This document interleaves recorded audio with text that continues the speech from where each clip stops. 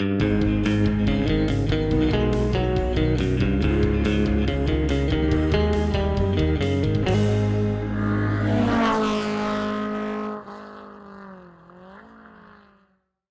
everybody, it's Charlie from Daily Motor, and today we've got the review of the 2020 Hyundai Ioniq Electric.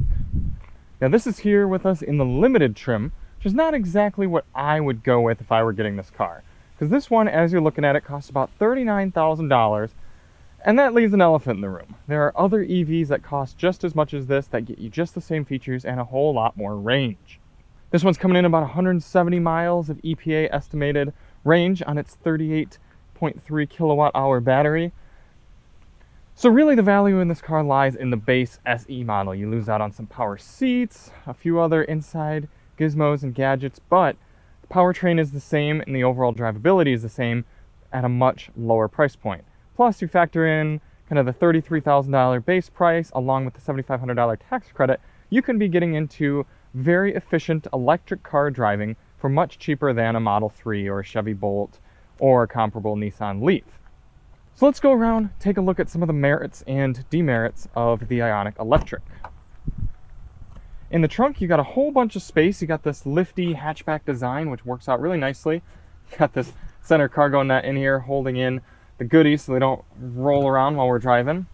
Got some underfloor storage for either charger cables or anything else you might want to put in here.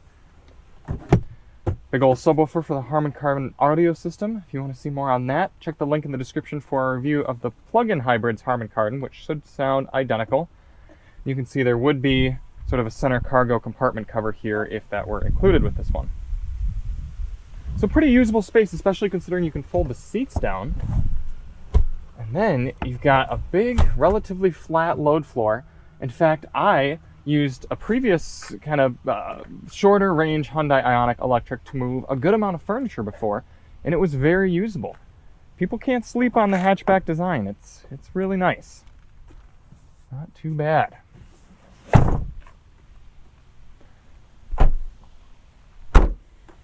Everything's really solid with this car too. You could hear all those shuts and clunks and thunks. It's all very good build quality. I like the looks too. These rear lights look nice. They've got some nice designs. Definitely better looking than a Prius. So even if they came out with a more fully EV Prius, I would pick this over that any day of the week. And that goes for the entire Ioniq lineup. I think they're all compelling. Either the normal hybrid, the plug-in, or this full electric. Even the wheels, they managed to not make them look chintzy and plasticky. Back seat has a good amount of space. I'm in here. I am 5'10". My head does sort of touch the ceiling if I sit straight upright, but if I give just a little bit of relaxation to my back, I've got plenty of knee room. I could be back here for a little while, maybe a few hours. Got the center armrest, decently comfortable, some hard cup holders. Nothing super inspiring. It's not quite a Model 3 in here, but it gets the job done. Even though materials do feel a bit cheaper, they're also, again, solid and nice enough to touch. So I don't really care if they're plastics, as long as they feel like they're going to last. Up here in the driver's seat, place to be in the Ioniq Electric. Relatively futuristic looking cabin. Fire up the drive components. You can see we're greeted with this nice large screen. Good, easy to use HVAC system. This infotainment's very responsive, even as it's kind of booting up here. You can get to everything you need to very quick and easy. It's a good setup screen. I do like this big center well. You can put a whole bunch of things there, and the center console is pretty deep and usable also, with some felt on the bottom to keep things from rattling around. And a very nicely designed wireless device charger. There, you just slap your phone in, it kind of sits upright, pointed away from you, and that light lets you know that it is charging. I also really like how they did this shifter. It doesn't take up much space at all. It's very intuitive. Drive, park, reverse, neutral in the middle. A little palm rest for you to click around on it. Good job not taking up a bunch of space with a manual style shifter. You can hear that very subtle electric whir letting people know that we're moving.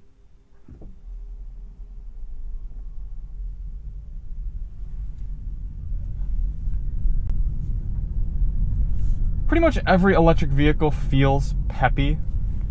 Just the way that electric cars make torque, it's instant and there's a good amount of it. As long as you're going below about 50 miles per hour, you can hit the gas and feel like this car's got some get up and go to it.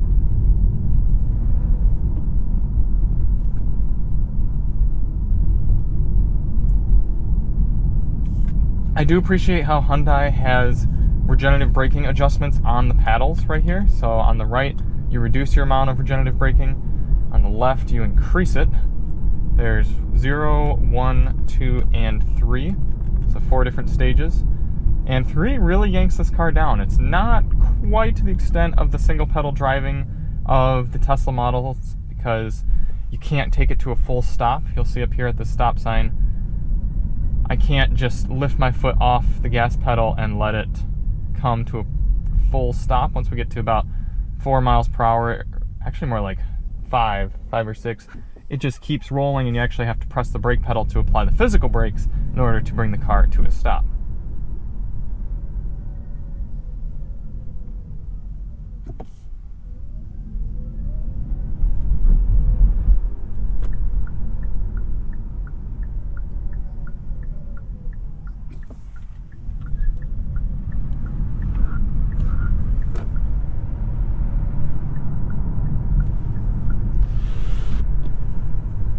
And we tested this Ioniq on our highway range test.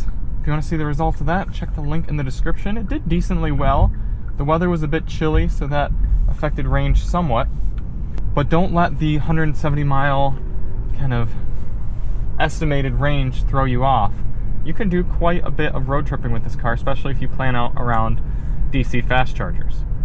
So we're going to showcase a little bit of the peppier side of the Ioniq Electric now. Shift down in here to change the drive mode over to Sport. Then I get kind of more of an energy meter going up. The gauge looks a little sportier, it's orange. We also will turn the traction control and stability control off. See how easy it is to spin these tires. So if you're used to driving an economy vehicle, this will feel fast. But if you're used to driving faster EVs, then this will feel slow.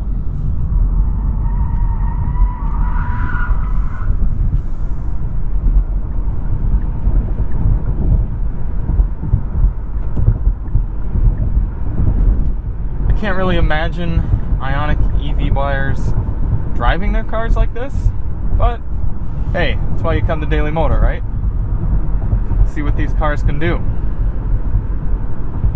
Suspension is actually remarkably compliant. This is a pretty rough section of road, and it's not butter car smooth. It's not really absorbing the bumps the way a luxury car would, but nothing's coming through the cabin harsh, and it sort of contributes to that forgettable driving experience.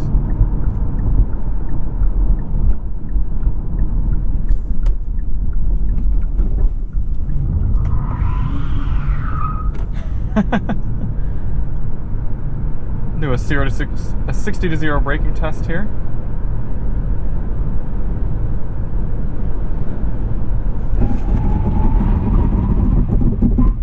Now, interestingly, when you slam on the brakes, you don't get any sort of regen. It's all just physical brakes. And a launch.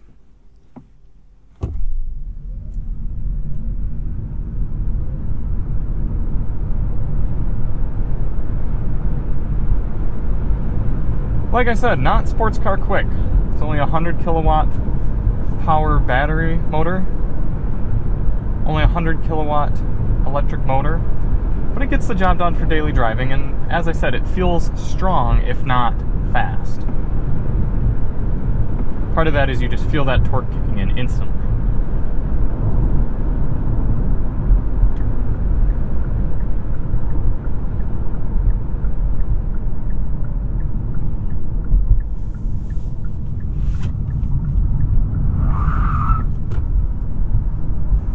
Now we'll shift into normal mode.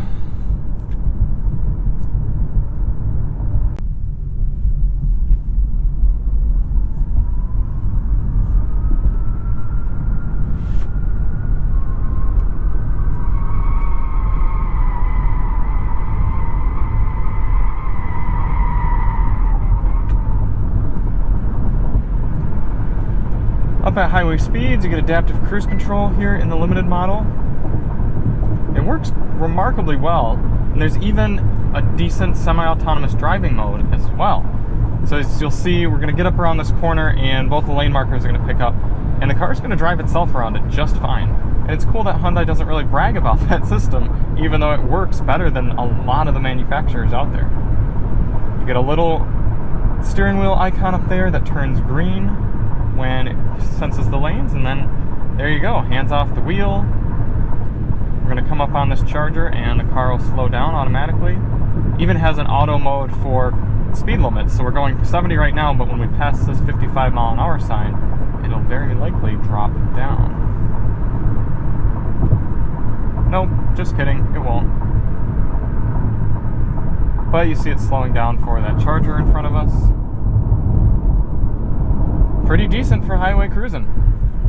One thing I really appreciate about the Hyundai Ioniq, especially compared to some of its competitors, is how detailed the EV screen is. If you press EV down here, you get a little map showing you how far you could go on your current range. Shows you, click here, how long it would take to charge up to 100% on the DC fast charger and how much on an AC 240 and an AC 120. Your range, and then click on battery, and it shows you individually what components are using how much power at the moment, and how much of the power you've used since you started the car has been used by the drivetrain, climate, electronics, and battery care. And that's super cool to see. For example, when I drove the Toyota RAV4 Prime, I was really disappointed that they didn't really give you any more information about your battery and drivetrain than they did in the 2004 Prius. Hyundai's done a really excellent job on breaking down how your electricity is being used and how you can optimize. And when you turn the climate control on, it shows you your range with the climate off and as it's set currently. If I were to crank this down to super cold, you can see all of a sudden now I'm down to 149 versus 154. As soon as I turn that off, 155. So I do like the Ioniq lineup, and I like the Ioniq Electric. I think for certain people, it's a really good choice, especially if you could get a decent deal on it. You get that EV tax credit if you're buying new. It becomes a pretty compelling choice given its warranty, given how nice it is to use inside, how easy it is to drive. But if you really want the best electric vehicle, I can't necessarily say this is it. The range just isn't quite there compared to some of the other vehicles, and you really can't ignore Tesla's supercharging network. Whether you agree with the company or not, whether you think their products are reliable or not, the fact that you can go so easily to so many different superchargers and charge up so seamlessly using their network, plus any of the other chargers that are out there, 240s and things like that, that just opens you up to so many more driving options and road trip options. This car would be excellent if you mostly drove it around the city, but if you want to start going on 200 plus mile road trips, it's doable. It's just going to create there are going to be a few more restraints on where and how quickly you can go and get there. And it's just not as exciting of a car to drive as the Model 3. It's front wheel drive, there's less power, it doesn't feel as futuristic inside. So again, for certain buyers, this is a really great choice. For me, I like it, but it's not where my money would be going right now.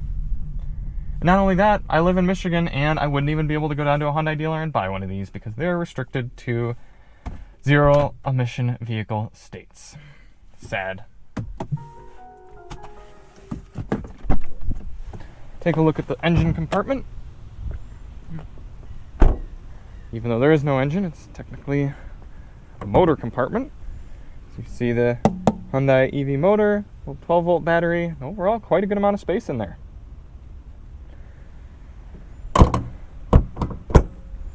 Alright, thank you all so much for watching. If you want to see more on the Hyundai Ioniq Electric, check out our range test as well as our coverage of the other Ioniqs.